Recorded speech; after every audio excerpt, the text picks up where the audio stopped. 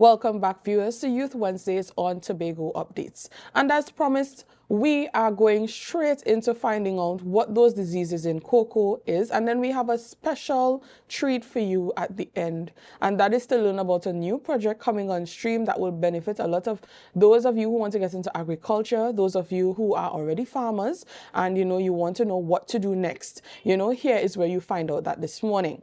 So with us we have Mr. Narendra Sookdeo. He's the technical officer of NAMDEFCO, and we have Ms. Julia Paris. She is a plant pathologist. She told me to ensure and put the plant in front there. She is the plant pathologist for the Plant Pathologist Research Division, Ministry of Agriculture, Land and Fisheries. Did I get that correct? Yes, you did. Right. Okay. I have to make sure and, say those titles correctly. Don't look for her for bodies. Look for her for plants. Okay. So good morning to you, Mr. Sookdeo, Ms. Paris. Welcome to Youth Wednesdays on Tobago Updates. So my first question to you, Ms. Paris, of course, because I heard that you are the cocoa expert. All right. So what are some of the diseases that can affect our cocoa crop? So right now, the major diseases, black pod disease and witch's broom disease. Those are the two that we find mostly in Trinidad.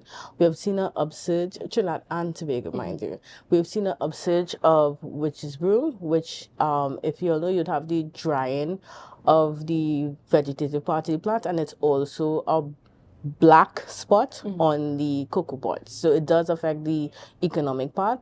And of course, your black pod, which is caused by Phytophthora, and it also does affect the economic part of the crop, which is the pod.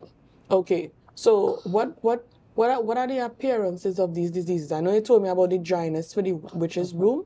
So in terms of black pod, what do I look for? What are the signs I look for on the cocoa plant? So for black pod is actually brown on the pod. We always have a laugh at that, but black pod is actually brown on the pod, and it starts as a small brown lesion on the pod, and it grows. And so when you actually crack the pod is not usable because it penetrates the pod and the beans are not usable. While witch's broom, you have different stages of witch's broom. You have vegetative, so you would see it on the tree. So that's why the reason they call it witch's broom is because it looks like a witch broom. So it actually swells the shoot of the plant, and then it dries down into twigs, but that affects the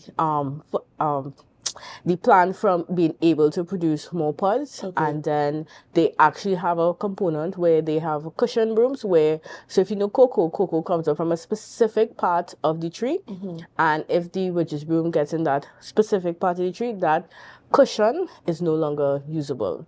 So that is also one of the reasons why witch's broom is so problematic. It has the vegetative, it has the cushion, and it also affects the pods. Okay. What type of environment would foster such a disease to grow on cocoa plants? So we found that high humidity and when farmers are not pruning their trees, so there's a lot of fields that they let them grow very bushy and tall, and if you don't prune the trees with the high humidity, that disease will spread. Now, we are also, I should mention, on the lookout for surveillance for something called frosty pod. So frosty pod is found currently in Venezuela and Jamaica, but we have not seen any incidents of it in Trinidad and Tobago. So we do a lot of awareness, just like witch's broom and black pod. But frosty pod is very specific because it only attacks the pods. There are some instances of black pod affecting the tree, but mainly frosty pod only attacks the pod, and it has a very thick, wide mucilage on the cocoa pod. So, as you said before, we really try to encourage farmers to prune their trees, open up the canopy, and yes, you can spray a couple of fungicides. I think this is good information because I don't know, normally you would go on a hiking trail and you would see sometimes protected areas where cocoa patches are. Everybody would wonder, why is there such measures being put into place to protect cocoa, not knowing that this is the amount of work that has to be put in to actually maintain cocoa plants, right? Yes, because remember, a cocoa tree, for the first 3 to 5 years in different varieties, they're not actually producing any pods. The tree is just growing. So for a farmer who's investing, he has to invest for 3 years before he receives any economic potential from the plant. So when people come and steal the pod after all this hard work, Right.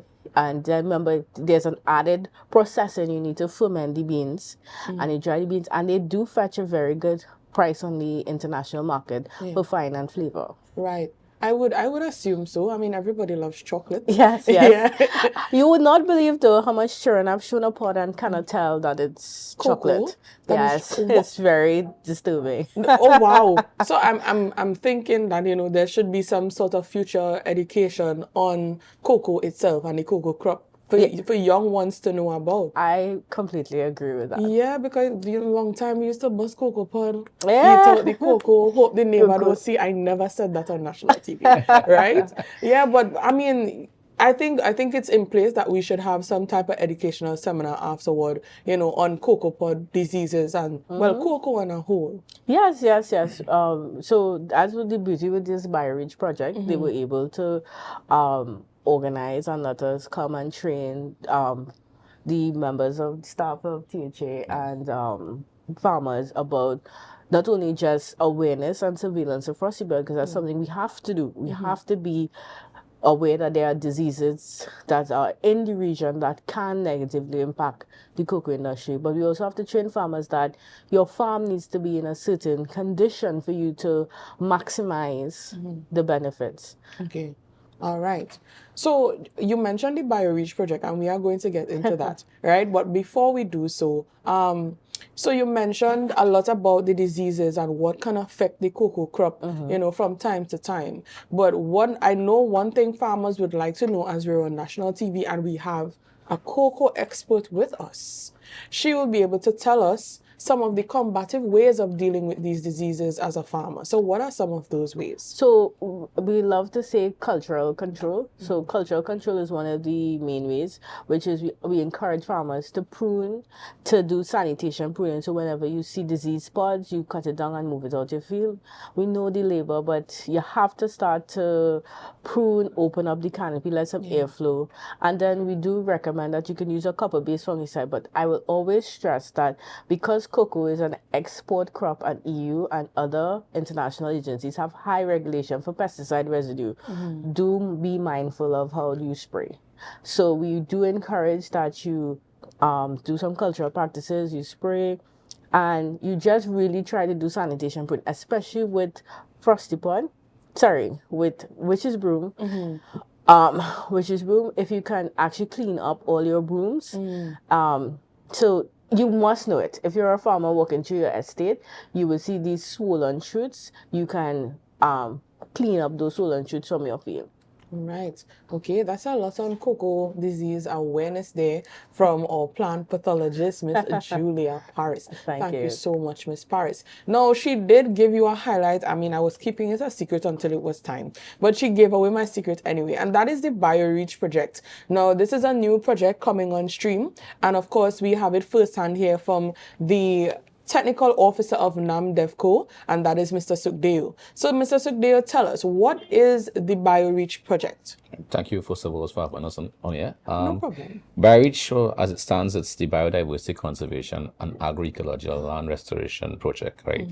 It's a lot to say. Yes. But what basically it looks at is trying to improve biodiversity, restore degraded lands, but also assist our rural communities in improving, to improve the sustainability of these communities also.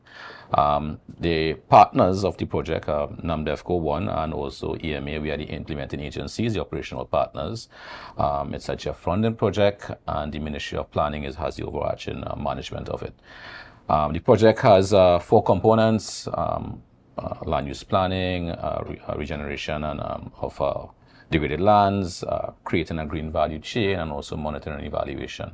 So Julia was spoken about cocoa. That's just one activity under each of the components. It's a huge number of activities that the operational partners have to implement over a 4-year period. And this cocoa aspect comes under component 2, which NAMDEFCO is responsible for implementing. And we know cocoa is one of our best crops. We can bring in foreign exchange, all of those things. And the idea is to, ensure that there's a cocoa crop down the road for our children and even for the community to enjoy. We must, because they don't even know what a cocoa pod looks like. Right. Yes. I'm still stuck on that fact. So it's not, yeah, exactly. So it's not just that alone, it's ensuring that we do the proper practices in place. And building awareness is one of the components or one of the activities that we must do. And partnering with our agencies like the Ministry of Agriculture, Land and Fisheries, and the THA, Department of Food Security, is one way of doing that to ensure that our technical persons understand what needs to be done. I mean, we don't want first report coming to Trinidad or Tobago. So that's why over the next 3 days, Ms. Paris and our agronomist, Mr. Ramdial, will be here to exchange ideas and thoughts on how to do the survey and how to go out in the field and actually do it, how to handle the samples, to ensure that we conform to international standards also. All right. So I know I'm hearing that this is a very heavy agricultural project, Yes. right? So of course you know that firsthand in agriculture we have our farmers. So what is the need for our farmers in this project? What is the role of the farmer? I'll just say, with all the farmers, we won't be here today. Right. I mean, we have to get food, we have Very to eat, correct.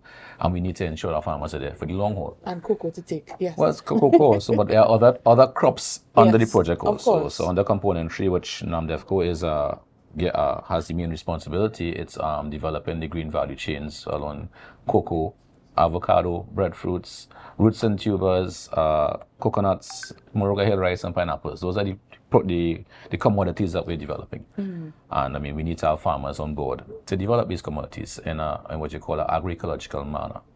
So we're looking to have lead farmers to train these farmers in the agroecological practices, that is having the best balance between agriculture and nature, because we spoke about all the pesticides, etc. We want to do those unsustainable practices, right? We want to ensure that we do things in the right way, right? Not doing things the old way. It has to be something done in a new way.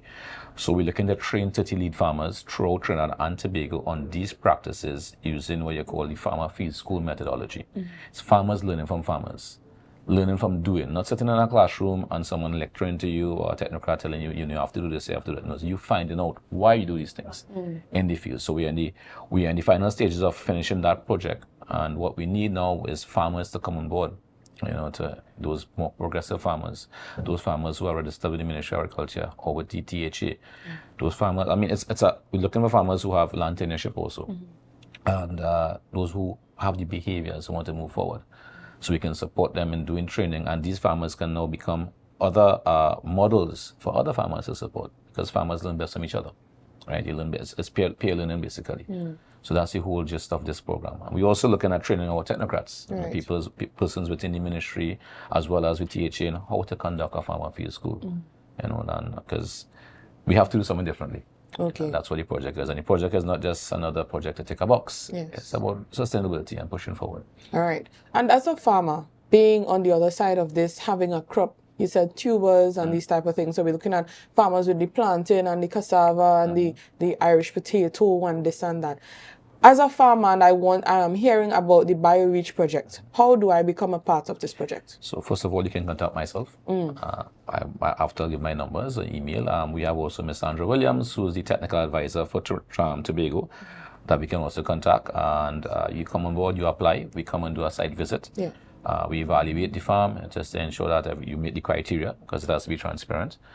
We bring you on board, and we are doing the training both in Trinidad and Tobago, so you'll be referring over and across the borders to learn, and then you come back over here and you implement your practices. Okay. All right. And should this project be a success? Because I mean, for every project we have to when the project is a success. I like that optimism. When this project is a success, what does the success look like for Tobago, for a farmer? What does the success look all entirely like? A success will be farmers who are productive, they're making some money in their pockets, and they're providing food for the nation. That's the success we're looking at.